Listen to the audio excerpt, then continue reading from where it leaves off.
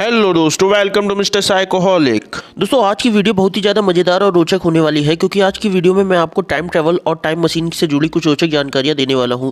शायद आपने भी कभी ना कभी ये सुना होगा कि टाइम मशीन की मदद से हम लोग अपने भूतकाल और भविष्य में जा सकते हैं। तो दोस्तों आज की वीडियो में आप यही सब जानने वाले हैं कि क्या टाइम मशीन की मदद से हम समय यात्रा करना हमारा संभव है या नहीं है। साथ ही ऐसे कई लोगों के बारे में जिन्होंने इस बात का दावा किया है कि वे टाइम मशीन की मदद से अपने भविष्य से भूतकाल में आए हैं या भूतकाल से अपने भविष्य में गए हैं। इसके पीछे के वैज्ञानिक रीजन क्या है, वैज्ञानिकों की राय क्या है, ये भी आप इस वीडियो में आज जानने वाले हैं। तो जुड़े रहें, वीडियो को लास्ट तक देखिएगा। तो आइए शुरू करते हैं वीडियो को। दोस्तों समय यात्रा यानी कि टाइम ट्रैवल, इसके बारे में कुछ भी जानने से पहले सबसे पहले आपको ये समझना पड़ेगा समय यात्रा है कि वास्तव में समय यात्रा क्या है। तो इसको जानते हैं। समय यात्रा यानी समय को माध्यम बनाकर इसके अंदर किसी एक बिंदु से दूसरे बिंदु तक की यात्रा करना। मित्रों ध्यान रहे कि यहाँ पर मैं अंतरिक्ष में किसी एक जगह से दूसरे जगह तक जाने की बात नहीं कर रहा हूँ।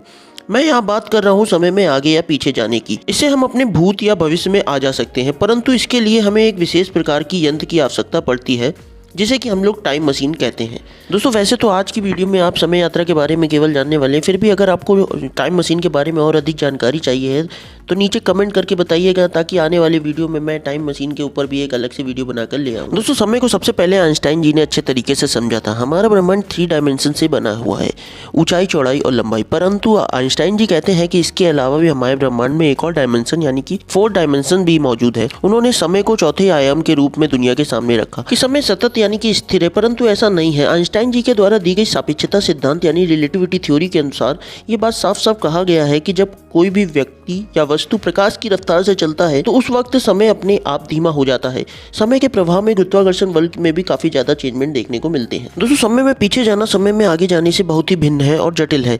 तो यहाँ पर यह सवाल उठता है कि आखिर किस प्रकार से हम लोग समय में पीछे नहीं जा सकते और किस प्रकार हम समय में पीछे जा सकते। तो इसका जवाब है ग्रैंडफादर पैराडॉक्स। इस पैराडॉक्स के तहत अगर कोई व्यक्ति समय से पीछे जाकर अपने ग्रैंडफादर को मार डालता है तो वो कैसे आने वाले समय में अपने अस्तित्व में आएगा। अगर उसके ग्रैंडफादर ही जिंदा नहीं रहेंगे तो उसके पिता भी नहीं रहेंगे, और जब पिता नहीं रहेंगे तो उस व्यक्ति का भी जन्म नहीं हो सकता। इसलिए समय में पीछे जाना शायद एक तरह से असंभव ही लगता है। हालांकि इसको लेकर कई वैज्ञानिक ये भी कहते हैं कि ऐसे क्षेत्र में आप दूसरे समांतर ब्रह्मांड में रहेंगे। दोस्तों जैसा कि मैंने वीडियो की स्टार्टिंग में आपको बताया था कि मैं आज उन लोगों के बारे में भी आपको जानकारी देने वाला हूँ जिन्होंने इस बात का दावा किया है कि वे भूतकाल से भविष्य में आए हैं या भविष्य से भूत में आए हैं। तो आइए जानते हैं कौन है ये लोग। तो दोस्तों ये कहानी है जॉन टिटर की, जो कि एक ऐसा इंसान है जो कहता है कि वो 2036 से आया है। 2 नवंबर 2000 में एक इंटरनेट डिस्कशन फॉर्म में, जहां पर लोग आपस में बात करते हैं, उसमें एक नया सदस्य जुड़ा जिसका नाम था जॉन टिटर। उसने वहां पर ये पोस्ट किया कि हेलो दोस्तों, मैं एक टाइम ट्रैवलर हूँ यानी कि समय यात्री हूँ, और मैं साल 2036 से आया हूँ। साल 1975 में गया था एक IBM कंप्यूटर लेने के लिए, क्योंकि साल 2036 में हमारी टीम को उसकी ज़रूरत थी, और 1975 से 2036 में वापस जाते समय मैं बीच में 2000 साल में रुक गया, क्योंकि मुझे ये भी देखना था कि भूतकाल यानी कि पास्ट कैसा था, और साथ ही Y2K नाम के एक कंप्यूटर प्रॉब्लम को भी मुझे देखना था। जॉन की इस तरह की बातों को सुनकर कई लोगों ने अपने अलग अलग मत दिए। ज्यादातर लोग यही मानते थे कि ये कोई फेक प्रोफाइल वाला आदमी पब्लिसिटी और फेमस होने के लिए ऐसा कर रहा है। ज्यादातर लोग ने इस बात को ज्यादा सीरियस भी नहीं लिया। लेकिन उसके एक पोस्ट का रिप्लाई करते हुए बहुत से लोगों ने पूछा कि अगर आप सच बोल रहे हैं तो इस बात का क्या सबूत है, आप ऐसा कुछ प्रूफ दीजिए जिससे कि हम लोग आपके बात पर भरोसा कर सके। उसके बाद जॉन ने जो भेजा उसको देखने के बाद सबके होश उड़ गए। उसने अपने टाइम मशीन का डिज़ाइन पोस्ट किया था, यहाँ तक कि उस टाइम मशीन की असली तस्वीरों को भी पोस्ट किया था, जिसे देखकर सबके होश उड़ गए। किसी को समझ नहीं आ रहा था कि ये क्या हो रहा है। जॉन टिटर का कहना था कि वो 2036 की एक आर्मी है, और उसके दादाजी एक IBM कंपनी में नौकरी करते थे, और इसलिए उनके कॉन्टैक्ट और उनकी जान पहचान IBM कंपनी में थी, और IBM कंपनी के एक ऐसी चीज़ थी जो उसकी भविष्य की कंप्यूटर समस्या को आसानी से सुलझा सकती थी। इसलिए वो टाइम मशीन की मदद से 1975 में वापस आया था। तो है ना दोस्तों कितनी हैरान करने वाली बात कि जॉन टिटर भविष्य से आया था, इसलिए उसने भविष्य के बारे में कुछ ऐसी बातों का जिक्र किया जो कि बहुत ही आश्चर्यजनक थी। जॉन टिटर ने एक पोस्ट के जरिए यह भी बताया कि पेरू में एक बहुत बड़ा अर्थक्वेक आने वाला है, और इस पोस्ट के कुछ ही महीनों के बाद 23 जून 2001 में पेरू के इतिहास में सबसे भयानक भूकंप भी आया। उसने ये भी बताया था कि स्पेस शटल ओवर हीटिंग की वजह से हादसा होगा, और 21 फरवरी 2003 में यह घटना घटित हुई। कोलंबिया स्पेसक्राफ्ट में इसी दुर्घटना का हिस्सा था। उसने और भी घटनाओं के बारे में बताया। उसकी बातों की जांच की गई तो लगभग 50% बातें उसकी सही थी, परंतु फैक्ट की बात की जाए तो ये थी कि किसी व्यक्ति की आधी बातें सच्ची कैसे हो सकती हैं और वह भविष्य के बारे में ये सब कैसे जानता था। दोस्तों जॉन टिटर के ऊपर एक किताब भी लिखी गई है जिसका नाम था John titre a time traveller. दोस्तों एक और घटना की जो कि 1954 में एक प्लेन जापान के एयरपोर्ट पर लैंड किया और उस एयरपोर्ट में एक व्यक्ति बाहर की तरफ निकल रहा था। जैसा कि हम जानते हैं एयरपोर्ट पे एक जगह पे पासपोर्ट चेक कराया जाता है, तो वह व्यक्ति वहां पर अपना पासपोर्ट चेक कराने के लिए रुक गया। फिर वहां पर कुछ ऐसा हुआ जो कि बहुत ही ज्यादा आश्चर्यजनक था। वह व्यक्ति एक बिजनेसमैन सा लग रहा था और ऐसा प्रतीत होता था ये अपने किसी बिजनेस ट्रिप पर आया। लेकिन जब इस व्यक्ति का पासपोर्ट चेक किया गया तो वह पासपोर्ट एक यूरोप की कंट्री टोरेट का था। लेकिन सबसे हैरानी की बात तो यह थी कि टोरेट नाम की कोई भी जगह वहां पर थी ही नहीं। शुरुआत में ऑफिसर्स को लगा कि वह कोई पासपोर्ट की गलती है। यह सुनकर उस व्यक्ति को बहुत ज़्यादा गुस्सा आया और उसने अपने मुंह से कह दिया कि नहीं, कोई गलती वगैरह नहीं है, टोरेट का रहने वाला हूँ। और वह कहता है कि मेरी कंट्री तो हजारों सालों से यूरोप में ही है, लेकिन तुम लोग ये कैसे कह सकते हो कि टोरेट नाम की कोई कंट्री ही नहीं है। ऑफिशियल्स की चेकिंग की वजह से इस व्यक्ति ने अपना पासपोर्ट ओपन करके दिखाया।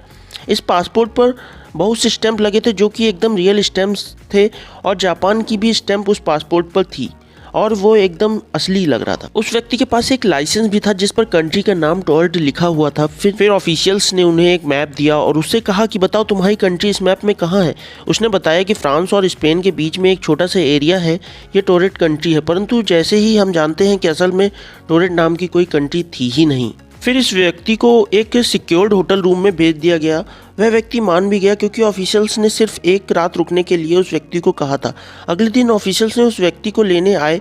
उन्होंने रूम खोलकर देखा कि वह व्यक्ति उस रूम में था ही नहीं। उन्होंने उस व्यक्ति को बहुत ढूंढा पर उसका कोई भी पता नहीं चला। ऑफिशियल्स को यह बात बहुत ही अजीब सा लग रहा था क्योंकि फुल सिक्योरिटी और कैमरास के होने के बावजूद भी वह व्यक्ति कमरे के अंदर से कहाँ गायब हो गया। और ऑफिशियल्स ने उस व्यक्ति की जो भी लाइसेंस और डॉक्यूमेंट लिए थे वह भी एक रहस्यमय तरीके से गायब हो चुके थे। इस घटना के 35 वर्ष बाद द डायरेक्टर्स ऑफ पॉसिबिलिटीज किताब के जरिए लोगों को इस घटना के बारे में पता चला। इसके बाद इस घटना पर बहुत सारी थ्योरी भी बनाई गई, लेकिन सबसे फेमस थ्योरी ये कहती है कि यह व्यक्ति कोई दूसरी पैरेलल यूनिवर्स का था जो कि हमारे यूनिवर्स में किसी टाइम स्लिप ग्लिच की कारण आ गया है। दूसरी थ्योरी ये कहती है कि यह व्यक्ति भविष्य से आया होगा क्योंकि भविष्य में हो सकता है कि टोरेट नाम की कोई जगह बन जाए जहाँ से इस व्यक्ति ने टाइम ट्रैवल किया हो, सिर्फ यह देखने के लिए पास्ट कैसा दिखता हो और रात में अपनी टाइम मशीन से वापस चला गया हो। लेकिन दोस्तों कौन सी थ्योरी सच्ची थी यह तो बात आज तक किसी को पता नहीं चल पाया, परंतु ये एक बहुत बड़ा अनसुलझा रहस्य है। दोस्तों वैज्ञानिक आज भी टाइम मशीन और समय यात्रा की रिसर्च में लगे हुए हैं। इसी तरह का एक एक्सपेरिमेंट 1971 में हुआ जो कि मैं आपको बता सकता हूँ। 1971 में जोसेफ सी हैफले और रिचर्ड ई कीटिंग ने थ्योरी ऑफ रिलेटिविटी को लेकर एक एक्सपेरिमेंट किया था जिसका नाम था हैफले कीटिंग एक्सपेरिमेंट। इस एक्सपेरिमेंट में उन्होंने 4 एटॉमिक क्लॉक यानी परमाणु घड़ी का इस्तेमाल किया था। इन घड़ियों को लेकर उन्होंने धरती के चारों ओर चक्कर लगाए, लेकिन जब वह दोनों वापस लौटे तो नतीजे हैरान करने वाले। उन्होंने अपनी ऑब्जर्वेटरी में एक परमाणु घड़ी को छोड़ दिया था, वहीं बाकी 3 घड़ियां उन्हीं के साथ धरती पर चक्कर लगा रही थी। जब वह वापस लौटे तो उन्होंने पाया कि चारों घड़ियों की टाइमिंग अलग अलग थी, बल्कि जो घड़ी उन्होंने अपने लेबोरेटरी में छोड़ी थी उसकी टाइमिंग सबसे धीमी थी। ऐसा इसलिए क्योंकि बाकी घड़ियां स्पेस में कई गुना तेजी से ट्रैवल कर रही थी, वहीं लेबोरेटरी में रखी घड़ी बिल्कुल स्थिर थी। लेकिन इस एक्सपेरिमेंट के बाद एक बात तो साफ हो गई थी, अगर हम अपनी स्पीड बढ़ा लेते हैं तो हम समय में आगे बढ़ सकते हैं, यानी कि हम भविष्य में जा सकते हैं। हालांकि अभी शायद विज्ञान उतनी तरक्की नहीं कर पाया है जिससे हम समय की गति से आगे निकल सके, लेकिन भविष्य में ऐसा हो भी सकता है। दोस्तों अगर वीडियो आपको पसंद आई है तो वीडियो को लाइक कर दें और पहली बार आए हैं तो चैनल को सब्सक्राइब कर, ताकि आने वाले ऐसे ही मजेदार वीडियो आपको टाइम टू टाइम मिलते हैं। Thank you for watching this video. तब तक के लिए बाय बाय, मिलते हैं नेक्स्ट वीडियो में। Bye bye.